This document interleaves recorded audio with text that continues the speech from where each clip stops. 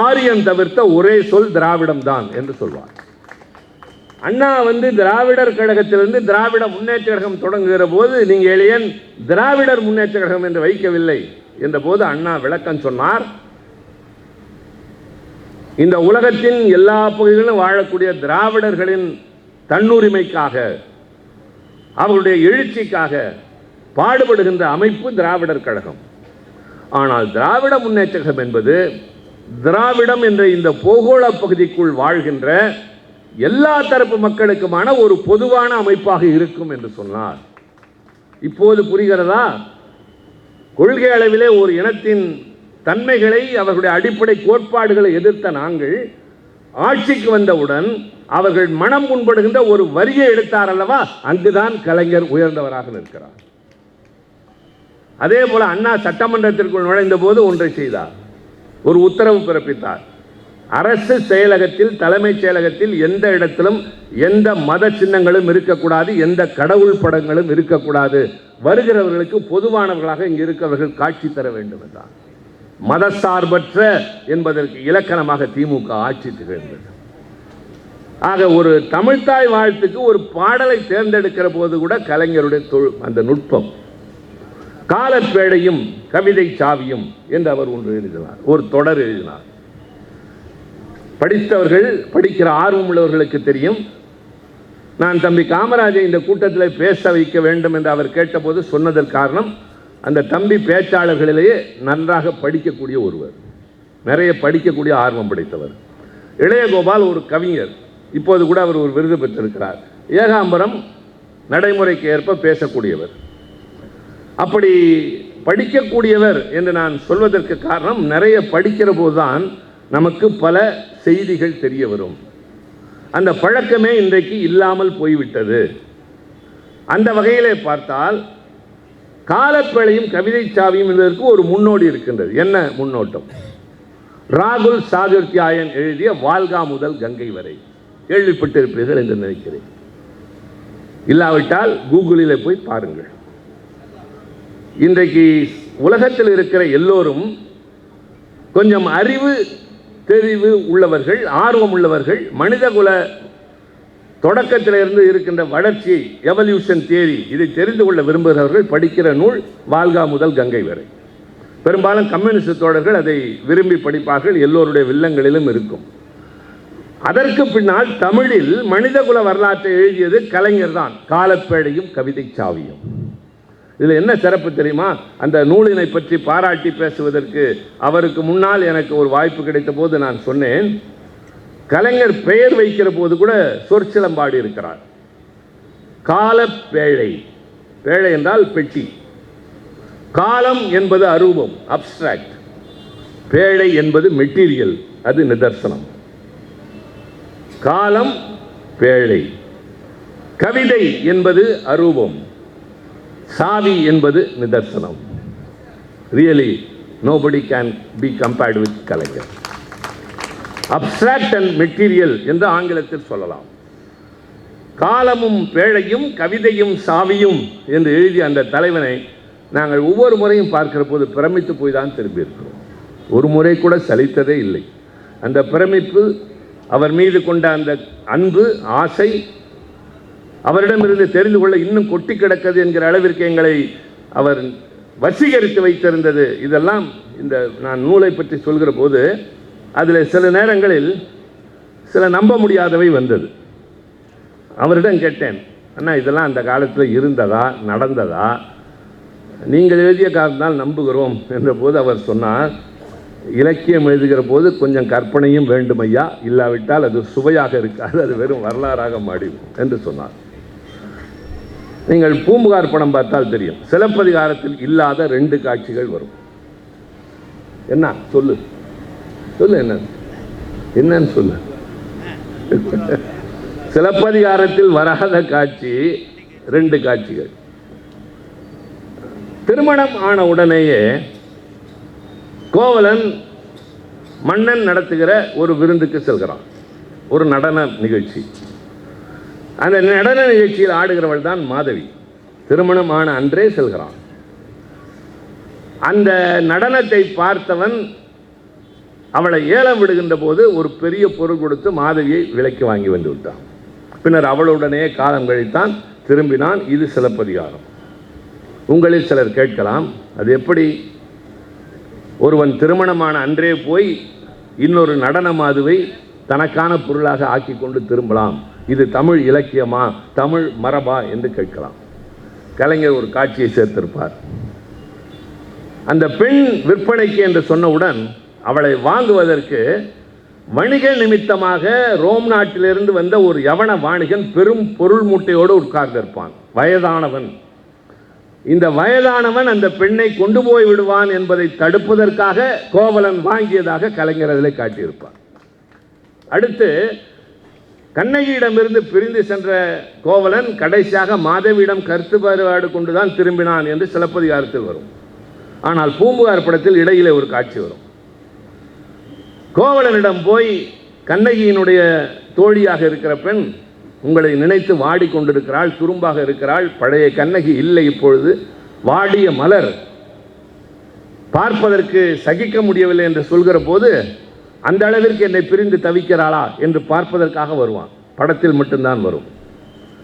அப்படி கோவலனாக நடிக்கிற SSR வருகிற போது ஏக்கத்தோடு திண்ணையிலே உட்கார்ந்து அவர் வருவாரா என்ற எதிர்பார்ப்போடு விஜயகுமாரி உட்கார்ந்து இருக்கிற போது ஒரு கோழி ஒன்று வீட்டுக்குள் போகும். இவள் அதை சூ என்று விரட்டி விட்டு கதவை சாத்துவாள்.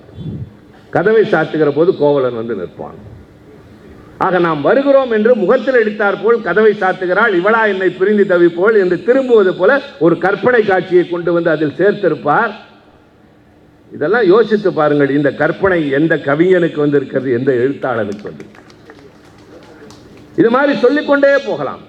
பராசக்தியின் ஒவ்வொரு வசனமும், ஒவ்வொரு காட்சியும், ஒவ்வொரு பாத்திரமும். மனோகரா படத்திலே வந்த வசனங்கள், நாம் என்ற படத்திலே எம்ஜிஆருடைய பெயர் குமரன் என்பது. பாடல் வரும், அண்ணா வாழ்கவே குமரன் அண்ணா வாழ்கவே என்றுதான் வரும். இன்னொரு படத்தில் உதயசூரியன் என்று பாத்திரத்தினுடைய பெயர் வரும். மனோகரா படத்திலே கடைசியாக காக்கா ராதாகிருஷ்ணன் இறந்து போவார். இளைய ராணியினுடைய மகன் ஒரு சாதாரணமான அறிவு முதிர்ச்சி இல்லாத ஒருவனை மன்னனாக்க வேண்டும் என்று அவள் செய்கிற முயற்சி. ஆனால் அவனுக்கு மனோகராவின் மீது அன்பு உண்டு. அவன்தான் நேரடி இளவரசன். அந்த காக்கா ராதாகிருஷ்ணனாக நடிக்கிற அந்த வசந்த சேனையினுடைய மகன் வசனம் என்ன பேசுவார் தெரியுமா? போர் என்று சொல்கிற போது எனக்கும் போர் தெரியும், வாருங்கள் போகலாம். என்ன போர்? ஒன்று வைக்க போர், இன்னொன்று அக்க போர் என்று சொல்வார். அவ்வளவு பெரிய அறிவாளி அவர். ரொம்ப உணர்ச்சிகரமானதில் கூட நகைச்சுவையை கொண்டு வந்து நுழைப்பார். தனியாக பேசுகிற போது மட்டுமில்லை, திரைப்படத்திலும் கூட. அந்த காக்கா ராதாகிருஷ்ணன் கடைசி காட்சியில் இறந்து போவார். இறந்து போவதற்கு முன்னால் மனோகரன் தன் மடியிலே வைத்து கொண்டு அழுது புலம்புவார், தம்பி உனக்கு எப்படி ஆகிவிட்டது என்று. அதற்கு அவர் காயம்பட்ட இடத்தை பிடித்து கொண்டு சொல்வான். காக்கா ராதாகிருஷ்ணன் சொல்வார், அண்ணா நீதான் நாடாள வேண்டும், அண்ணா நீதான் நாடாள வேண்டும். அப்போல்லாம் நாங்கள் எதிர்கட்சினா 57 கற்பனையே செய்ய முடியாத காலத்தில், தணிக்கைத்துறை இருந்த காலத்தில் கலைஞருடைய வசனம் பதிவு செய்தது, அண்ணா நீதான் நாடாள வேண்டும். இது ஒரு பாத்திரத்தின் மூலமாக கொண்டு வருகிறார். அண்ணா வாழ்கவே குமரன் அண்ணா வாழ்கவே. நிறைய எனக்கு எண்ணம் போய்கொண்டே இருக்கிறது. அவருடைய எழுத்துக்கள், பேச்சு, சட்டமன்ற உறுப்பினராக, அமைச்சராக, முதலமைச்சராக, அதை இழந்த ஒரு தலைவனாக, எல்லாவற்றிற்கும் மேலாக இந்திய துணைக்கண்டமே திரும்பி பார்க்கக்கூடிய ஒரு தலைவனாக கலைஞர் விளங்கினார் என்பதுதான். நான் நிறைய பேச விரும்பினேன், இருந்தாலும் பேசுகிறேன். இவர் எனக்கு நேரம் கொடுக்க முடியாது, கொடுக்கவும் மாட்டார். சொல்லலாம், அண்ணா சீக்கிரம் முடிக்கலாம், என்ன இப்போ சீக்கிரம் போய் என்ன பண்ண போகிறோம்?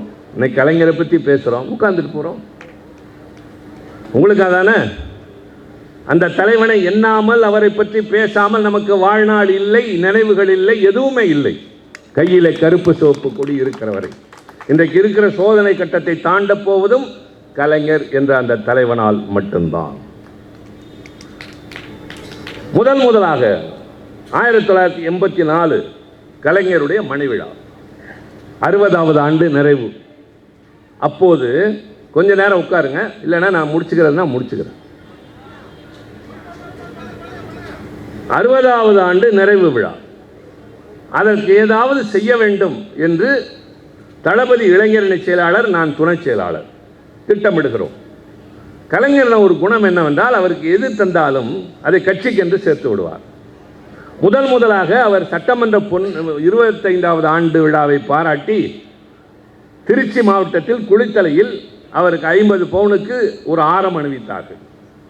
அவர் சொன்னார், இந்த தங்க ஆபரணம் எனக்கல்ல, கலைஞருடைய கழகத்தினுடைய கருவூலத்தில் தங்க ஆபரணம் என்று கொண்டு வந்து கட்சியில் சேர்த்து விட்டார். சென்னையிலே அண்ணன் ஆர்டி சீதாபதி மாவட்ட செயலாளர் இருந்த பொழுது அவருடைய எடைக்கு எடை 3 மடங்கு வெள்ளிக்கட்டிகள் கொடுத்தார். அதை வாங்கி கழகத்திற்கு தந்து விட்டார். பேராசிரியர் என்ன செய்தார் என்றால், அவருடைய சுற்றுப்பயணத்திற்கு நீண்ட தூரம் செல்கிறார், அதற்கு சிரமமாக இருக்கும் என்று ஒரு வெளிநாட்டு கார் வாங்கி தருவதற்கு பெரிய அளவிலே பொருள் சேர்த்து கொண்டு போய் கொடுத்த போது, எனக்கு இது வேண்டாம், இது கட்சி வளர்ச்சிக்கு தேவை என்று சேர்த்து விட்டார். ஆக எதை கொடுத்தாலும் இப்படி செய்கிறாரே, ஏதாவது கொடுத்தால் அதை அவரிடமே இருக்க வேண்டும். இப்போது மேடைக்கு வருகிற போது எனக்கு ஏதாவது நினைவு பரிசு தருகிறார்கள், அன்பின் அடையாளம். நான் அதைத்தான் பல நேரங்களில் சொல்வேன். இங்கே கொடுத்தவர்கள் எல்லோரும் எனக்கு தெரிந்தவர்கள், ஓரிருவரை தவிர இந்த பக்கம் வந்தவர்கள். இவர்கள் யார்?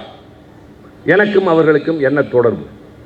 என்னால் அவர்கள் என்ன ஆதாயம் பெற்றிருக்கிறார்கள், என்ன ஆதாயம் பெற இருக்கிறார்கள், அதெல்லாம் தெரியாது.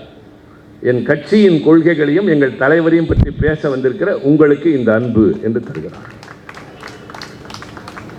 அந்த பணத்திற்கு இந்த தோழன் வீட்டுக்கு போகிற போது ஒரு முழம் மல்லிகை சரம் வாங்கி போயிருந்தால் மனைவி மகிழ்ந்திருப்பாள்.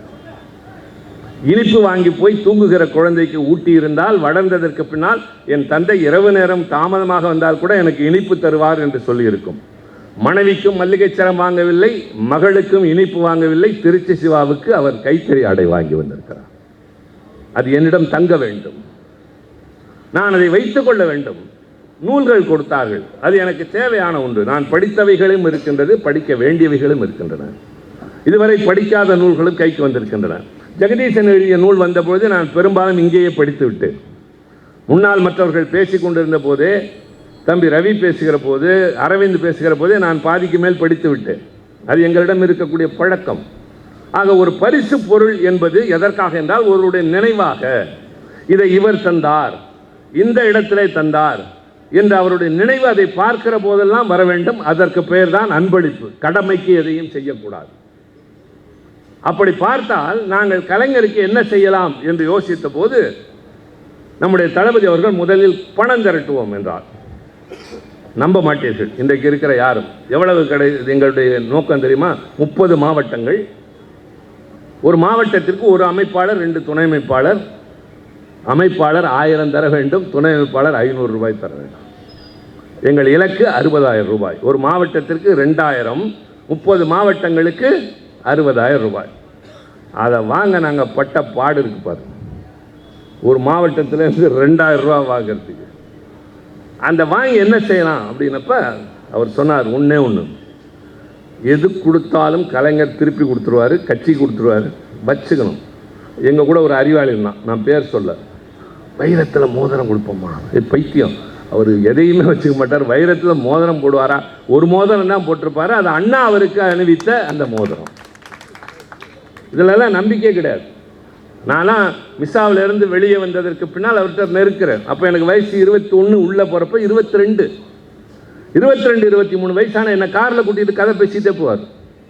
ஏன்னா நாங்கள் போய் மேடையில் சொல்வோம், பலரிடம் போய் அதை உணர்த்துவோம், நாங்கள் எதிர்காலத்தில் இந்த இயக்கத்தை காக்க வேண்டியவர்கள் என்ற எண்ணம் கொண்ட காரணத்தால் வயது வேறுபாடு பார்க்காமல் எங்களை கூட்டிக் கொண்டு போவார். அது மாதிரி நேரத்தில் எல்லாம் சொல்லுவார், தம்பி, உன்னை பார்க்கிற போது உன்னுடைய தோற்றம், உடை, இவையெல்லாம் எதிரே வருகிற மக்களுக்கு இவன் நம்மில் ஒருவன் என்று எண்ண வேண்டும். கையில் நிறையா பிராஸ்லெட்டு, பெரிய பெரிய சங்கிலி, வேறு மாதிரி சட்ட துணிமணியெல்லாம் போட்டு போனால் அவங்க ஒத்துக்க மாட்டாங்க. எளிமையான ஒரு தோற்றத்தோடு செல்வதுதான் ஒரு அரசியல்வாதிக்கு முக்கியமான கடமை என்று சொல்வார். அதனால் வரை நான் பேண்ட் போட்டு, அந்த காலம் மாதிரி பெரிய பெல்ட் போட்டு உள்ளே டக் பண்ணிட்டு தான் இருப்பேன்.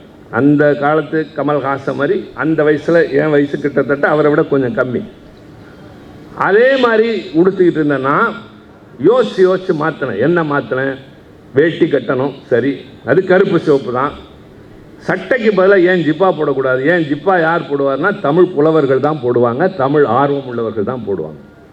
வேட்டி தமிழனின் அடையாளம், ஜிப்பா தமிழ் உணர்வின் அடையாளம் என்று இதை நான் அணிய ஆரம்பித்தேன். அதுவே என் அடையாளமாக மாறிப்போனது. தலைவருக்கு அதெல்லாம் ரொம்ப பிடிக்கும். நான் ஏதோ இங்கே தான் போட்டுக்கிட்டு திரிகிறேங்கிறது இல்லை. டெல்லியிலையும் பார்லிமெண்ட் நடக்கிறப்ப இதுதான் என் உடை. அடுத்து அமெரிக்காவில் நியூயார்க்கில் இருக்கிற 193 நாடுகள் இருக்கிற ஐநா மன்றத்திற்கு போகிறப்ப கூட குளிர்காலத்தில் கூட அராபியர்கள் ஆப்பிரிக்கர்களைப் போல நங்கிருந்து போகிறவங்களாம் கோட்டு சூட்டு அல்லது நான் அப்படி போகிறப்ப நான் இதே வேட்டி ஜிப்பாவோடு நின்று யாதும் ஊரே யாவரும் கேளீர்னு பேசிட்டு வந்தேன். அந்த அளவிற்கு எங்களை ஒரு எளிமையானவனாக வாழ்ந்து பழகி மக்களிடம் நெருங்க வேண்டும் அப்படின்னு சொல்லி பழக்கின ஒரு தலைவர். அவருக்கு என்ன கொடுக்கலாம், எது அவர்கிட்ட தங்கும் அப்படின்னா அவர் எதையும் திருப்பி தர மாட்டார்னா எது தெரியுமா? புத்தகத்தை கொடுத்தால் தரமாட்டார். அவர்கிட்ட தான் எல்லா புத்தகமும் இருக்க. எனக்கு என் வீட்டிலே ஒரு மாடியில் ஒரு நூலகம் வைத்திருக்கிறேன். இப்போ அதில் இடம் இல்லை, மேலே மேலே போயிட்டுருக்கு, கீழையும் வைக்கிறோம். படிக்கவும் நேரம் இல்லை, பயண நேரங்களில் படிக்கிறோம். அப்போ அவர்கிட்ட இல்லாத என்னென்ன இல்லைன்னு பார்த்துட்டு வரேன்னு சொல்லி தளபதி சொன்னார். அப்புறம் பார்த்துட்டு வந்தோடனே அவரும் நானும் தான் ஐக்கின் பாதம்ஸ் போனோம். அந்த அண்ணா மேம்பாலத்திட்ட ஒரு இது இருக்கு, லைஃப் ஸ்டைல், அது ஒன்று லேண்ட்மார்க், இது லேண்ட்மார்க் சம்திங் ஒரு புத்தக நிறுவனம். இங்கெல்லாம் போய் அந்த புத்தகங்களை தேடி 50,000 ரூபாய்க்கு புத்தகங்கள், அதை வைக்கிறதுக்கு ஒரு 10,000 ரூபாய்க்கு சுழலும் ஒரு அலமாரி வச்சு அப்படி சுற்றினா ரொம்ப நாள் வரைக்கும் அங்கே தான் இருந்தது. அன்பளிப்பு திமுக இளைஞரணி என்ற பெயரால் எழுதியிருப்பாங்க. இதை கொடுக்கறதுக்கு கடற்கரை கூட்டத்துக்கு நாங்கள் போகிறோம். இல்லைன்னா எங்களை மேடையில் அப்போல்லாம் ஏற்ற மாட்டாங்க. அவரையும் சரி எங்களையும் சரி ஏற்ற மாட்டாங்க. நாங்களாம் சின்ன ஆளுகன்ற ஒரு கருத்து. இதை கொடுக்கணும்னு சொல்லிட்டு மேலைக்கு போயிட்டோம். அவரும் நின்றுட்டு தான் இருப்பார், நான் அங்கிட்டு தான் நின்றுட்டு இருப்பேன். அப்படி இருந்து வளர்ந்தவர் தான் இன்னைக்கு இந்த இயக்கத்தை நடத்துகிற தலைவர். அதுதான் நீங்கள் கவனிக்கணும். ஏதோ திடீர்னு வந்து ஒரு பதவியில் வந்து உட்காரல. படிப்படியாக உழைச்சி தெருவாக போய் கொடியேற்றி கூட்டம் பேசி போராட்டங்களில் கலந்து சிறைச்சாலைக்கு போய் பக்குவம் பெற்று பயிற்சி பெற்று இப்போ இந்த கட்சிக்கு தலைவராக இருந்தார். 5 ஆண்டு காலம் முதலமைச்சராக இருந்தார். எங்களுக்கு இருக்கு இல்லைங்கிறது தான் இல்லை. திமுகங்கிற கட்சியின் கொடி எங்கள் கையில் இருக்கு. இந்த கட்சியினுடைய லட்சியங்கள் எங்களிடம் இருக்கு. அதை கொடுக்கறதுக்கு போனப்போ என்ன வேடிக்கைனா, இன்னைக்கு நான் பெரிய பெரிய தலைவர்கள்லாம் பார்த்துட்டேன். நான் முதலில் நாடாளுமன்றம் போன போது அங்கே உள்ளே இருந்தவங்கெல்லாம் ஃபஸ்ட்டு நான் போகிறப்பே நான் ரொம்ப வியப்போடு போகிறேன். இங்கே தானே அம்பேத்கர் இருந்தார், இங்கே தானே நேரு இருந்தார், இங்கே தானே அண்ணா இருந்தாங்க, லோகியா இருந்தார், மது தண்ட அப்படியெல்லாம் பார்த்துவேன். உள்ளே போய் பார்த்தா நரசிம்மராவ் இருக்கார், சந்திரசேகர் முன்னாள் பிரதமர் இருக்கிறாரு, பிஜு பட்நாயக் இருக்கிறாரு, இந்திரஜித் குப்தா, வாஜ்பாய், அத்வானி, இதெல்லாம் பனத்வாலான், எல்லா தலைவர்களும் இருக்காங்க. எந்திரிச்சு பேசினா எல்லாரும் நம்மளே பார்த்தா வெடன்னு கால்லாம் நடுங்கும். அவ்வளவு பெரிய தலைவர்கள்லாம் இருந்த மாதிரி இன்றைக்கி நான் நிறைய பேரை பார்த்துட்டு தான். அந்த மேடையில் யார் வந்திருந்தா கலைஞரை வாழ்த்துவதற்குனா அவருடைய மணி விழாவுக்கு பாபுஜி ஜெகஜீவன் ராம், அவர் தன்னிகரற்ற ஆதி திராவிடர்களின் தலைவர் இந்தியாவில். பகுகுணா உத்தரப்பிரதேசத்தினுடைய முதல்வராக இருந்தவர். அப்புறம் ஃபரூக் அப்துல்லா, அப்போ தான் காஷ்மீரிலே ஷேக் அப்துல்லாவுக்கு பின்னால் முகிழ்க்க ஆரம்பித்திருந்த தலைவர். இப்படி தலைவர்கள் நிறைய பேர் இருக்கிறாங்க. அந்த மேடையை நாங்கள் எப்படி பார்த்துட்ருக்கோம். ஒருத்தர் இவர் தானா அவ்வளவுதான் நமக்கு அப்போ முடிஞ்சது. இன்றைக்கி நம்மளுடைய வாழ்க்கை மாதிரி எங்களை அங்கே இருக்கிறவங்க பார்க்குறாங்கன்னா அதுதான் திராவிட முன்னேற்ற கழகம். சாதாரணமான ஆள் போய் டெல்லியில் நிற்கிறது. அவங்க எல்லாம் ஒரே கருத்தை சொன்னாங்க. என்ன சொன்னாங்கன்னா, இதுதான் நீங்கள் கவனிக்கணும். கலைஞர் அவர்களை, நீங்கள் ஒரு மாநில கட்சியின் தலைவர், நீங்கள் மாநிலத்தின் முதல்வராக மட்டுமே இருந்தவர். ஆனால் டெல்லி முக்கியமான கட்டங்களில் விவாதிக்கிற போது, அரசியல் பிரச்சனைகளை பேசுகிற போது உங்கள் பெயர் வராமல் இருந்ததில்லை. உங்களுடைய அசைவுகள் எங்களை பல நேரங்களில் யோசிக்க வைத்திருக்கின்றன. அவசர நிலை காலத்தில் இந்தியாவிலேயே அந்த அவசர காலத்தை துணிந்து நின்று எதிர்த்த 2 மாநிலங்களில், முதலாவது தமிழ்நாடு, 2வது குஜராத், அது கூட கொஞ்ச நாளில் ஆழ்ந்து அமைந்து போனது. ஆனால் அணையாத ஒரு புரட்சி மண்ணாக தமிழ்நாடு விளங்கியதற்கு கலைஞர் நீங்கள் தான் காரணம். எனவே நாங்கள் இப்போது அழைக்கிறோம். என்ன சொல்லி? நீங்கள் ஒரு மாநில எல்லைக்குள்ளே நின்று விடாதீர்கள், அகில இந்திய அரசியலுக்கு வாருங்கள், உங்களை பிரதமராக்குகிறோம், குடியரசுத் தலைவர் ஆக்குகிறோம் என்றார். எங்களுடைய வயதுக்கு அல்லது என்னுடைய வயதுக்கு அப்போது நினைத்தது பலே, தலைவர் குடியரசுத் தலைவராக போகிறார், பிரதமராக போகிறார் என்று எண்ணினேன். என்னோடு சிலரும் சேர்ந்து எண்ணி இருக்கலாம். கலைஞர் பேசுகிறார். அதுதான் இளைஞர்கள் குறித்து கொள்ள வேண்டியது. ஒரு கட்சிக்கு வந்த உடனே பதவி வந்த உடனே அதில் அடையாளம், அதில் ஒரு அதிகாரம், அது இல்லைன்னா காண போகிறது அல்ல. நான் மிசாவிலிருந்து வந்து 20 ஆண்டுகளுக்கு பின்னால் தான் எனக்கு முதல்ல தேர்தலிலேயே இடம் கிடைச்சது. அதுக்கு பின்னால் இடைவெளி விட்டு நான் தொடர்ந்து இருந்ததுக்கு அது வேற. ஆனால் அதுவரை பொறுத்திருக்கிற தன்மை இருந்தது. 20 ஆண்டு காலம் மாவட்ட மாணவரணி அமைப்பாளராக, இளைஞரணி அமைப்பு குழு உறுப்பினராக, இளைஞரணி துணைச் செயலாளராக, மாணவரணி செயலாளராக இப்படியெல்லாம் இருந்ததற்கு பின்னால் தான் நான் நாடாளுமன்றத்திற்கு வாய்ப்பு எனக்கு கிடைச்சது. அப்படி ஒரு பக்குவத்தையும் கலைஞர் எங்களுக்கு வளர்த்திருந்தார். பதவி வருது இல்லை, தேர்தல் வாய்ப்பு வருது இல்லை, கலைஞருக்கு பின்னாடி நிற்கணும்னு அப்படி ஒரு ஈர்ப்பு, இந்த கொடி மேலே ஒரு பாசம், அது ஒரு இனம் புரியாத ஒன்று. என் திருமணத்தின் போது பட்டு வேட்டி எடுத்து கொடுத்த போது நான் கட்டிக்கொள்ள மறுத்தேன். என்னங்க திருமணத்துக்கு நாங்கள் கருப்பு சேப்பு போட்டு தரீங்களா, கட்டிக்கிறேன்னு. இதுக்காண்டி என் மனைவியின் தந்தை வந்து காஞ்சிபுரத்தில் ஒரு வேட்டி அப்போ செஞ்சு கொண்டு வந்தார். இப்போல்லாம் கிடைக்குது. அப்போல்லாம் அந்த மாதிரி வராது. பட்டு வேட்டியில் கருப்பு சிவப்பு போட்டு கொண்டு வந்தோன்னு தான் நான் கட்டிக்கிட்டேன். அப்படி ஒரு பைத்தியமாக நாங்கள் இருக்கிறோம். அந்த கலைஞர் பேசுகிறார், பதில் சொல்லி என்ன சொல்கிறார்? நான் மெத்தவும் மதிக்கிற தலைவர்கள் பாபுஜியும் பகுஜனாவும் ஃபரூக் அப்துல்லா எல்லா தலைவர்களையும் சொல்லி இவர்கள் எல்லாம் என்னை அகில இந்திய அரசியலுக்கு வா என்று அழைத்தார்கள். நேரடியாக வராமல் ஒரு உதாரணம் சொல்றார். இன்று மாலை பத்திரிகை என் கரங்களில் இருக்கின்றது. இன்றைக்கு எல்லோரும் அதைத்தான் படித்தார்கள். இதுதான் தலைப்பு செய்தி. என்ன தலைப்பு செய்தி? முதலாக இந்தியா விண்வெளிக்கு அனுப்பிய ஒரு விண்கலம் பறந்து கொண்டிருக்கின்றது. அதில் முதலாக 2 இந்தியர்கள் உலகத்தை வலம் வந்து கொண்டிருக்கிறார்கள். ராகேஷ் சர்மா, மல்ஹோத்ரா என்பது அவர்களுடைய பெயர். எல்லோரும் வானத்தில் இருக்கிற அந்த 2 பேரை பார்க்கிறார்கள், அந்த விண்கலத்தை பார்க்கிறார்கள். ஆனால் ஒன்றை மறந்து விடுகிறார்கள். அந்த விண்கலத்தின் போக்கையும் உள்ளே இருப்பவர்கள் என்ன செய்ய வேண்டும் என்பதையும் தீர்மானிக்கிற கட்டுப்பாட்டு அறையும் சாதனமும் பூமியிலே தான் இருக்கிறது. அகில இந்திய தலைவர்களே, நீங்கள் அரசியல் வானில் பறக்கிற விண்கலமாக இருக்கலாம், அதில் பறக்கிற விண்வெளி வீரர்களாக இருக்கலாம், இந்தியாவே தலைகளாக புரட்டலாம். ஆனால் எப்போது என்ன நடக்க வேண்டும் என்று தீர்மானிக்கிற கட்டுப்பாடு சாதனமாக திராவிட முன்னேற்ற கழகம் தமிழ்நாட்டில் தான் இருக்கும் சொல்லிவிட்டு சொன்னார். எனக்கு பெரிய பொறுப்புகள் என்றீர்கள். என் ஆசை என்ன தெரியுமா? என் நாக்கு தடுமாறாமல் கடைசி தமிழ் சொல்லை உச்சரிக்கிற வரை, என் கரங்கள் நடுங்காமல் நான் கடைசி எழுத்தை எழுதுகிற வரை, என் கால்கள் சோர்ந்து போகாமல் நடந்து எடுத்து வைக்கிற கடைசி அடிவரை, என் பேச்சு, எழுத்து, மூச்சு, செயல் அத்தனையும் தமிழன் தமிழ்நாடு என்பதற்காகவே இருக்குமே தவிர வேறு எதை நோக்கியும் செல்லாது என்று சொன்னாரே. அன்றுதான் வியந்தோம். பதவி எங்கள் தலைவனை ஆட்கொள்ளவில்லை, இந்த தமிழ் இனம்தான் அவரை ஆட்கொண்டது.